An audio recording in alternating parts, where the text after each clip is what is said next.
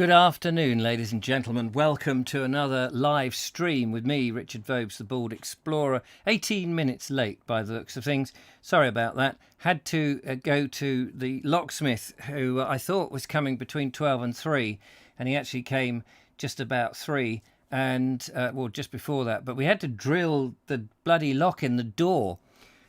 We couldn't get it. Turns out that the estate agent had been in the house and left the snib, which is the lock on a Yale lock, down. So when it closed, it locked it. We had to drill in the house. I wasn't the last person in, and I know it was somebody else because there was a parcel in the hallway.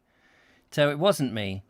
Anyway, we are here, so that's good. Slightly rushed yet again. Apologies for that. Let me have a slurp of coffee. Haven't even had a chance to go to the little boys' room. I dashed in. Hopefully tomorrow we can have a bit of normality. Anyway, yes, £120. Had to fit a new Yale lock. So that saved the new people to put a lock in, certainly. Just going to put my phone on silent because I did send a message a rather curt message to the estate agent to say, I know it wasn't me that was last in the property, so I don't want to pay the costs. Anyway, I seem to have hurt the bridge of my nose. I got told off just now by the lovely Julia, but hey-ho. Anyway, here we are, and we will commence. A Pilgrimage to Haywards Heath is the next chapter from our book that we're reading, The Lure of Sussex, by Thurston, R. Thurston Hopkins. Some years ago, I had occasion to engage an ancient barouche at Brighton Station. I don't know what a barouche is, but is it some sort of bus type thing? To drive me along on a long journey into the country. At the end of the journey, the Jehu and I differed over the fare. Strange to say, he placed a higher value on his services than I did. We both said deep and bitter things to each other, and to wind up matters, he cast my horoscope. It ran something like this. Blimey, sir, you don't ought to be out alone. What do you call this? 'Tain't half my legal fare. But there, I don't suppose you can help it. You'll find yourself at Haywards Heath with the rest of the snivelling barmies before long. Blimey, sir. Although his prophecy was cryptic at the time, I received illuminations later. I found out that Haywards Heath was the stopping place for a famous and efficient medical hospital. No need to say more. Now, it's curious because there is a medical hospital, like what other hospital is there, unless you go back in time to the Abbeys when hospital meant something different, in Haywards Heath, and adjacent to it is the new Haywards Heath Hospital. I believe the old one is now flats, but the old hospital, which presumably is what he's talking... Oh, efficient mental hospital. Sorry. Mental hospital, not medical. I misread that, so there you go. But there is that hospital with a very large Victorian water tower adjacent to it, and then there's these things. And that's where my son Billy had his brain hemorrhage. Or he didn't have it there, but he was taken there after he had his brain hemorrhage when he was 18, some 8 years ago now, I think. Anyway.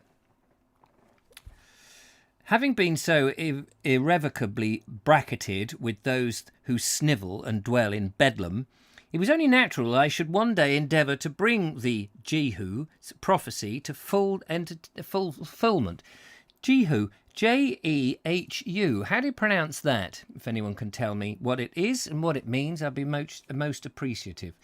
Ed Loud says, oh, Haywards Heath, I was there recently taking part in a charity event at the football stadium. Very nice people. Anyway, Jehu's prophecy. Thus, during this year's sudden burst of summer weather, something floating at the back of my mind urged me to turn my face towards Haywards Heath. I wrote to my friend Palmer and told him I was off walking in Sussex and requested his company.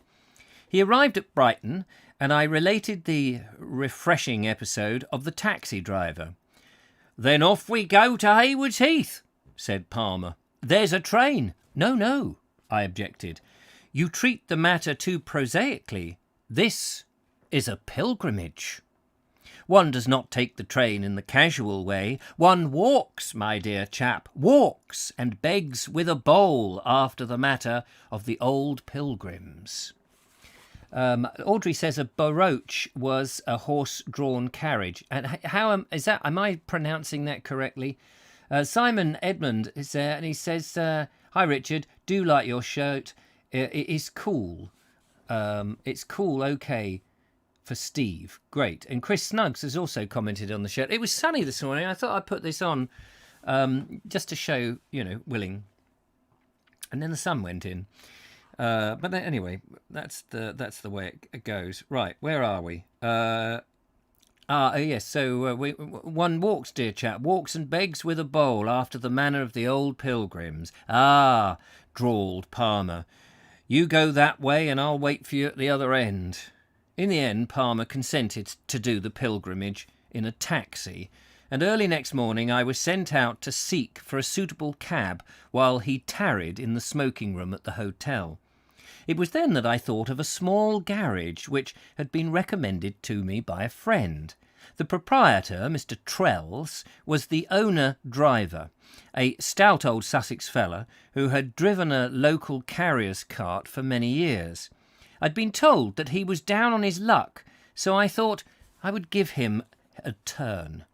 The garage proved to be an ancient mews, and the owner-driver looked something like Father Time, who had forgotten his scythe. Peering into the cavernous coach-house, I beheld a vast, mighty chariot. It looked like a cross between a fire engine and the Lord Mayor's coach. It dated back to good Queen Victoria and was heavy and majestic with solid brass fittings. The moment I looked upon its gargantuan magnitude, I loved it. To set the gilded cap on its other fittings, the car was fitted with a serpent horn, a long winding brass serpent, which Mr. Twells sounded for my benefit. Presumably, as indeed the lovely Julia does incredibly well, a impersonation of that. Or is it is it like one of those French horns, the serpent one, and they go honk honk honk honk. Anyway, it gave out a thin quivering bugle note, something like that. My joy was complete. I accepted Mr. Trells and the chariot into the wheel of things and drove back to pick up Palmer at the hotel. Palmer, I regret to say, was peevish. He stood out on the steps of the hotel and pretended not to know me. But I was not going to allow such petulant behaviour. I waved to him gaily, and in the end jumped out and dragged him into the back seat. "I won't sit in this thing and look like an advertisement for a circus," he exclaimed.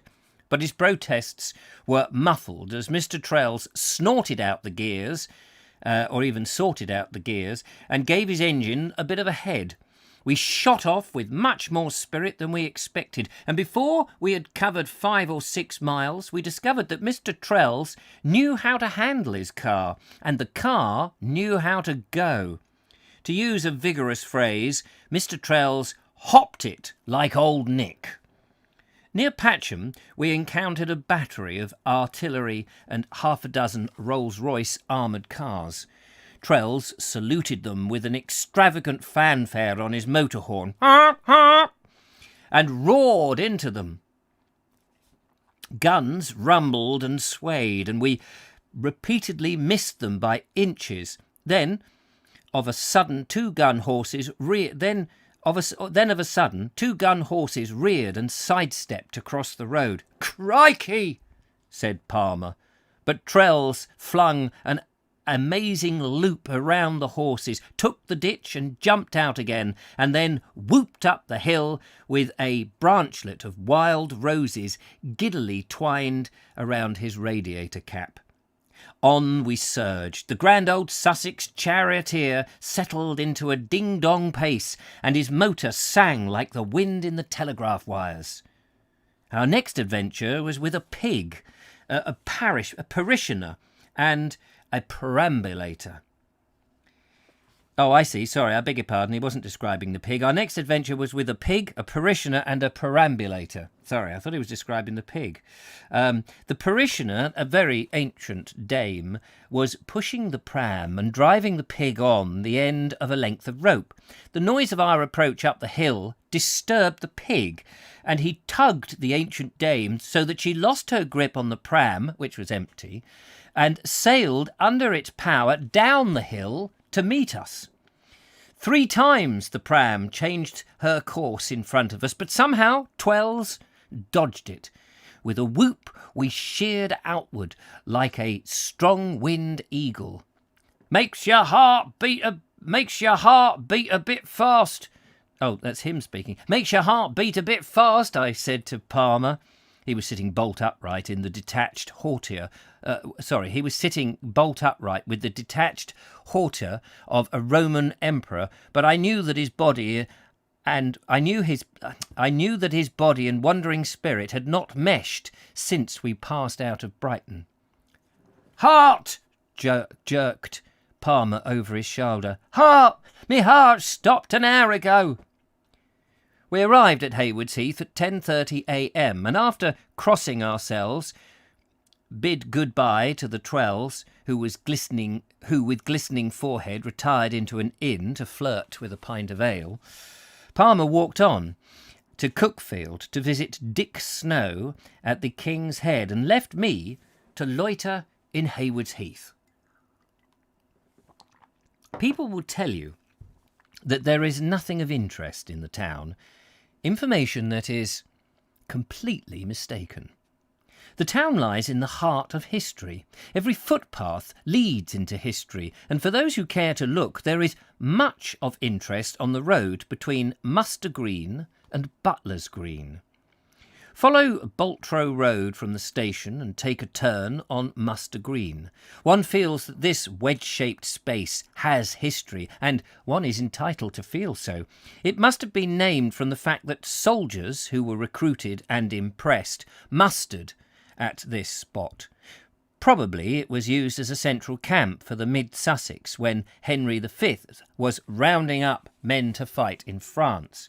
Or again, it might also have been a depot for guns, which were being manufactured by the ironworks for Henry V, in view of the fact that he was the first king to build a royal fleet since the conquest and the first king to use guns and gunpowder on a large scale. To the north of Haywards Heath, the Tilgate Forest and Ashdown Forest, something like 20 forges were working, and the guns would have been dragged by horses to a convenient spot to wait the king's wagons to carry them down to the ships. That spot, we may hazard, may have been Muster Green. Once it became a depot, an inn would have been required, thus we expect to find the Surgeson Arms exactly where it is. The inn itself goes back a good 500 years, we may be sure, but it was certainly rebuilt and rechristened by the Surgeson family at the close of the 17th century when they came into possession of Cookfield Park. It's hard to reduce an old inn like the Surgeson Arms to words. It has the charm and atmosphere of age, which adds grace to every timber and tile in it, and even the latter additions take on a mellow flavour, like brandy laid down to mature in the casks of old vintages. Mr. F.J. Warren, the host, made me welcome there. He is a gentleman who has retired from the roaring printing presses of Fleet Street to revel in all the joys of country life. The old oak door of the Surgeson Arm is possibly, in parts, the original Elizabethan one, and under the kitchen there is a deep well lined with red Tudor brickwork. In old days, Dolphin Fair was held on Muster Green, and here pigs and cattle were sold. not cattles, cattle. I understand the fair was held in November, and hundreds of male and female farm servants in their best attire flocked from the villages around to hire themselves for next year's service. Each servant who obtained a situation bedecked his hat with ribbons and celebrated the occasion at the Surgeon Arms. Fun and dissipation became fast and furious, and all the bad blood which had brewed over quarrels during the past year on outlying farms was whipped up into a froth in that fair. Mr. A.R. Pannett, to whom I am greatly indebted for as much of the history of Haywards Heath, says that the Dolphin Fair was celebrated for another thing, for it was here that the farmhands settled their disputes during the year. Quarrels concluded with the remark, "All right, met. I'll see ye at the Dolphin Fair," and one could always be sure of seeing some fights there. I imagine that met means "all right, mate." "All right, met. I'll see ye at Dolphin Fair." The fair eventually resolved itself into drunken blackguardism. Blackguardism. Never heard of that word before. Blackguard. I know what blackguard is, but blackguardism. Anyway, I can work that out. So the fair eventually resolved itself into drunken blackguardism, and it was very properly suppressed. Another interesting event at the Surgeon Arms was the annual venison feast, it being the custom of the lord of the manor to give the landlord a fat buck to feed his customers with. This continued until the Surgeon family sold the house. The venison feast was always preceded by a hare hunt, and hares could then be found in the neighbourhood of Muster Green. I paid a visit to Mr. A.R. Pannett at his old oak-lined Sussex residence at New England Road. "Many of the old place names of Haywards Heath have degenerated into modern names which are not quite meaningless," said which are quite meaningless, said Mr. Pannett. "Take Boltrow Road. It leads up to Muster Green. In this name we find that all that is left of Bulltrough Farm." Oh, I see. Boltrow Road is Bulltrough Farm. Very good. "The farmstead, now an old house, still stands at the corner of Muster Green. You'll remember Bulltrough Farm when it stood in the middle of its You'll remember Bulltrough Farm when it stood in the middle of its cornfields and pasture land," I ventured. "Yes, I was a boy. Haywards Heath was a heath from Ashenground Road to Sydney Road, and the lands of Bulltrough Farm reached right round Perrymont Road, Lucas Grange and the Surgeon Arms. The railway was built before my time, at about 1841. I asked Mr. Pannett his opinion about Steeple Cottage, which stands on the Cookfield Road near Butler's Green. This building is something of an architectural mystery, for the west wall seems to have once belonged to a chapel, the doorway and oval lights still being marked out in the brickwork. "I should hazard that it was a private chapel for Butler's Green house," he replied, "and perhaps the cottage was the residence of the priest." I'd been told of a ghost that haunted Butler's Green house, but Mr. Pannett informed me that my ghost was an intruder and had no right there. As far back as he could remember, no authentic spook had belonged to Butler's Green. From Haywards Heath, I walked on to the delightful town of Cookfield and lunched at the King's Head. Dick Snow, the genial host, afterwards accompanied me on a motor expedition of discovery through Balcombe to Worth Forest.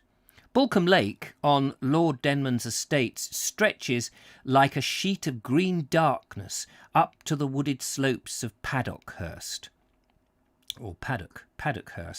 a spot seldom visited by the tourist, and yet a perfect microcosm of the varied Sussex landscape.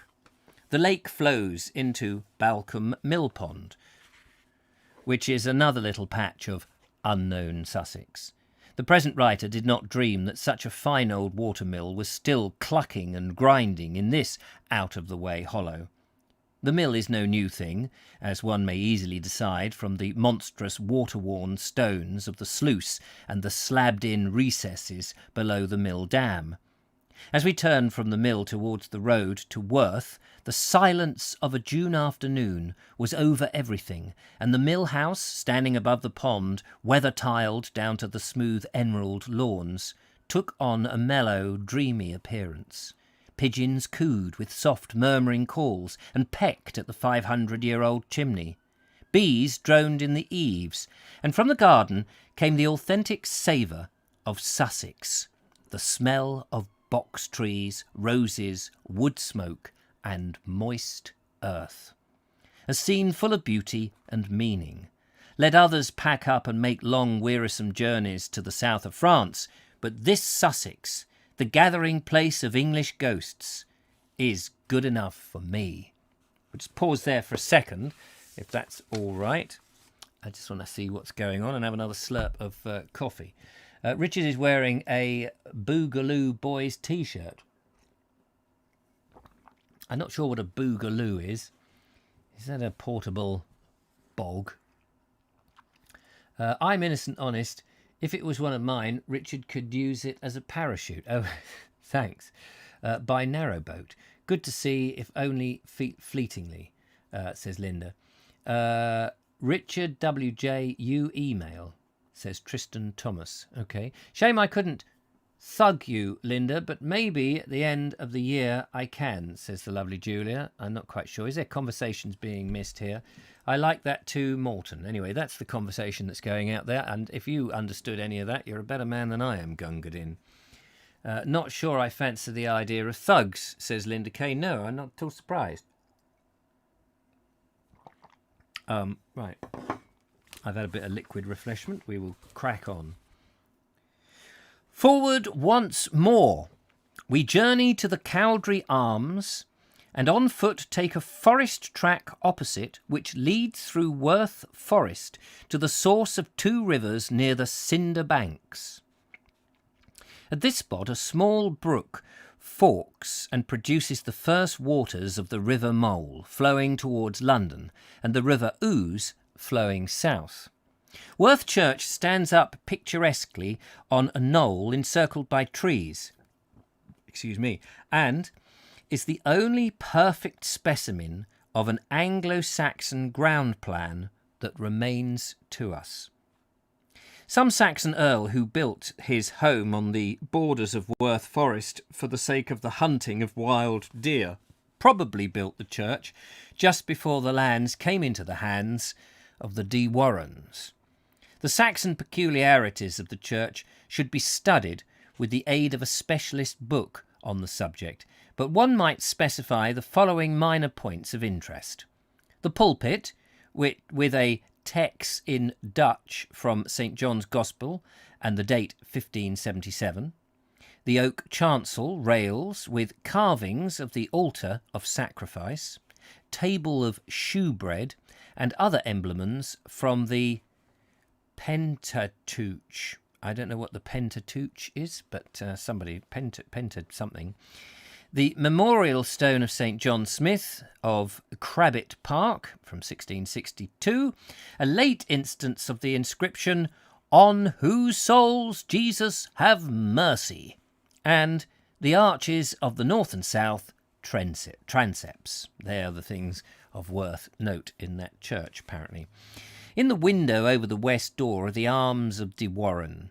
In the nave there are very curious Norman windows. The font is remarkable and formed of two basins, one above the other. Why so placed is uncertain. We are back in Cookfield before sundown and filled the remaining hour or so of light with a visit to Cookfield Park, which dates from the end of the 16th century and is the Rookwood Hall of Ainsworth romance. The general features of the venerable structure, several of its chambers, the old garden, and in particular the noble park with its spreading prospects, is picturesque views of the hall, like bits of Mrs. Radcliffe, as the poet Shelley once observed in the same scene, its deep glades through which the deer come lightly tripping down, its upland slopes, brooks, brakes, coverts, groves, are carefully delineated, wrote Ainsworth. We walked up the historic avenue of tall lime trees which leads from the Cookfield-Brighton road to the quaint entrance gateway of James I's reign. The gate was not built for ornament. It was a point of defence and a guardroom built in the times of rebellion and civil war. The courtyard within the gate was at one time a paved enclosure, shut in with high walls, but long ago the walls were demolished, leaving the gatehouse in the air, to use the military phrase. The central archway is flanked by 4 octagon turrets, 3 of them flat-topped and the remaining one having a lead cupola under which the clock is bedded into oak beams. The clock must date from about 1700 and possesses stone weights. Over the central doorway is a guardroom with chimney andrirons. I don't know what an andriron is, but there we are. Just as it was used by the men who were posted there to keep watch over the house. It'll be noted that two towers in the rear are not provided with windows for the use of the harquebus and swivel gun, but the towers commanding the drive are very noticeably furnished with central windows, deeply slotted and admirably suited for the use of firearms in the event of attack. The earlier manor house, we may assume, was built of mighty oak timbers and weather-boarded with elm battens, but it was rebuilt in stone in 1574, and as the date on the dining room fireplace suggests, and then again in 1581 when the highly finished carved screen was fitted to the hall. Mr. E. M. Preston, a great authority on old manor houses, writes, "This rebuilding took place when the Bowyers were in possession, Henry Bower, the son of John, a wealthy ironmaster, having acquired the park and house by purchase from Henry, 4th of Lord Bergenvenny, in 1564, and in 1573 a moiety of 1/4 of the manor from Henry, 4th Earl of Derby." Don't know what that means, don't care. Thus it seems soon to have is that the end of his... No, that's still him writing. "Thus it seems soon to have begun the rebuilding of the great house in the park. He died in September 1588, not long after the defeat of the Spanish Armada, and is commemorated by 2 monuments in the south chancel aisle of Cookfield Church, with some elaborate heraldry, wrought marble, framed in which is a brass showing husband and wife kneeling at a double desk, vis-a-vis 3 sons in tabards, kneeling behind the father, and behind the mother 2 daughters.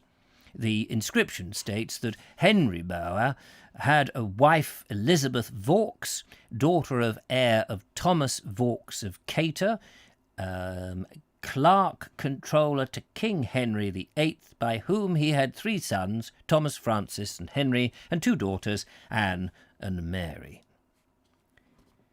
The other upright against the east wall shows Henry Bower Senior in a tabard with a shield of arms right and left of his head.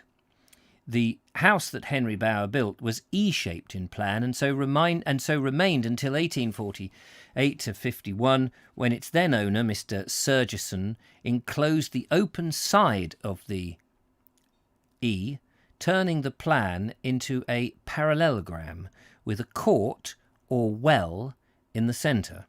Most of the old windows were altered at that time. 2-storied bow windows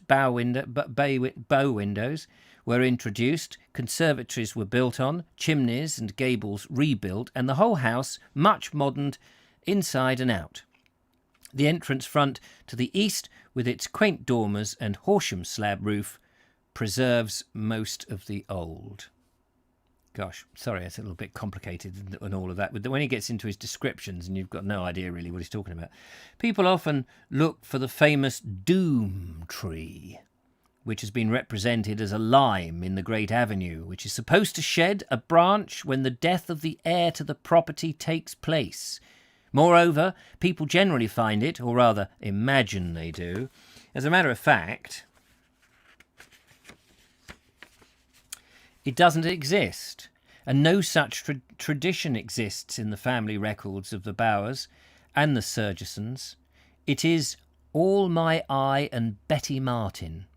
Ainsworth says that it was a popular superstition regarding the estate in the southern countries, and backs up his shadowy evidence with 11 stanzas in the spirit of the old minstrelsy, which tells how a former head of Cuckfield Place, or rather Rookwood, haunted a witch to death with bloodhounds and buried her before his courtyard. Sounds like something out of Philip Mercer. And while as yet the soil was wet with that poor witch's gore, a lime-tree stake did Randolph take and pierce her bosom's core. And strange to tell what next befell, that branch at once took root, and richly fed within its bed, strong suckers forth did shoot. For year to year's fresh boughs appear, it waxes huge in size, and with wild glee this prodigy Sir Randolph Grim aspires. One day when he beneath the tree reclined in joy and pride, a branch was found upon the ground, the next Sir Randolph died.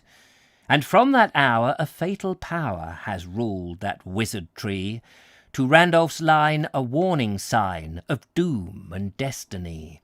For when a bough is found, I trow beneath its shade to lie, ever suns shall rise thrice in the skies, a Rookwood sure shall die. Well then, the legend remains. It has acquired what we may call a prescriptive right, or shall we say a squatter's right, in the history of Cuckfield Park. But it is an intruder in Sussex folklore. I'm rather proud to be the first member of that great legion of Sussex writers to make this point, but I'm afraid the legend will survive my attack, which should by rights be absolutely destructive. We go to Lewis in the next chapter, but we will go to Lewis next time. Tomorrow, I feel. Wait, there's a picture here. What is the picture of? Oh, just a little old dude. Little old dude. Not a very interesting picture, I'm afraid. So there we are. How about that? That's interesting, isn't it? Cuckfield Place. Let's just see quickly if we can find a picture of Cuckfield Place, and if it actually exists any more. Cuckfield Place. Cuckfield Places to eat. No. I want Cuckfield Park. Britain's mysterious Cuckfield Park and Gardens. Let's have a look at images. Ah, here it is. Here it is. Have a look at this.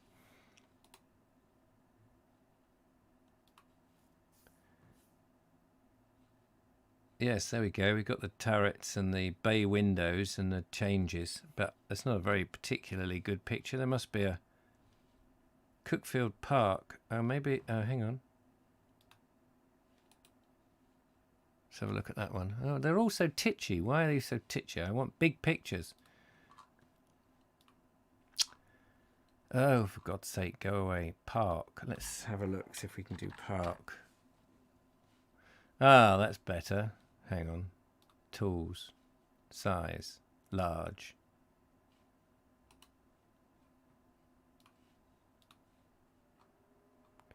There we go. And there's an older version of it. That looks nice. That's not big. She wouldn't keep telling me it's big and then it not being big. It's very annoying. There's the hounds at the back. And there's, I guess, a side view. Oh, photo of Cuckfield, Ockenden Manor. That's a different place. Anyway, there we are. Something to think about. Front gate, Cuckfield Park. Look at that.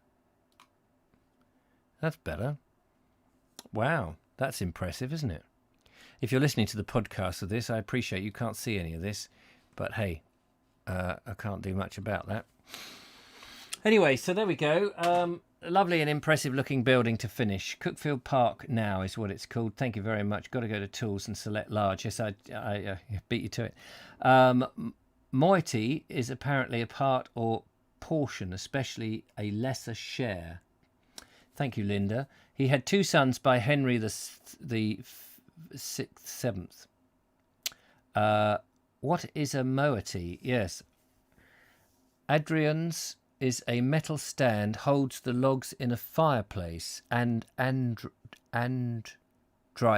Is that how it's pronounced? Andryons. Pentateuch. Okay, how do we pronounce that word? I know that's not... Oh, hang on. Pentateuch? Oh, for goodness sake, what's the matter with this mouse? Not picking up every syllable. Copy that. Let's just...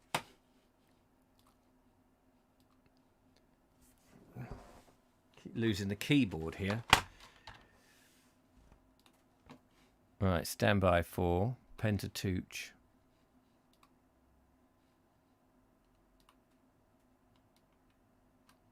Pentateuch or Pentateuch. Pentateuch. Pentateuch or Pentateuch or Pentateuch. Sounds like a little kid on this Emma Saying website that does these things. Like a little kid, and you think, well, you don't know, you're a little kid. How do you possibly know any of this? Copy that. Or Yeah. Pentateuch. All right. Keep your hair on. Thank you. Copy that, Richard. This is a beautiful embossed little thing, says Julia. I'm not quite sure. My copy of the book arrived. A lovely pocket of book. First edition. Well, have you got the same book of The Lure of Sussex? Yes, it's got a nice little embossed picture of a tree on it. Yes, mine is and in super condition. Oh, fantastic. Yeah, this is in relatively good condition. We go to Lewis next. We are about, well, I suppose we must be 20th of the way through, quarter of the way through, something like that. So that's really cool. Pentateuch was a character in Great Expectations, says Morton. Oh, is that true? King Lear gives one of his daughters a moiety. I think it did not go down well. I can't remember what you said. A moiety is apparently a part or portion, especially a lesser share, so not the whole thing. Oh, okay. Cracking gate. Marvellous. Lee Lawson says King Lear, one of his daughters is a moiety. Oh, yes, that's what I just read that. Brilliant. Identical. Fantastic. How nice is that? Well, enjoy. It smells lovely. Yeah, I bet it does. That's so nice, isn't it? Nice old proper printing. None of your litho nonsense. I like Lewis. I'll be back tomorrow, says Andrew Norris. Yep, we'll be in Lewis and in Lewis tomorrow, in the book.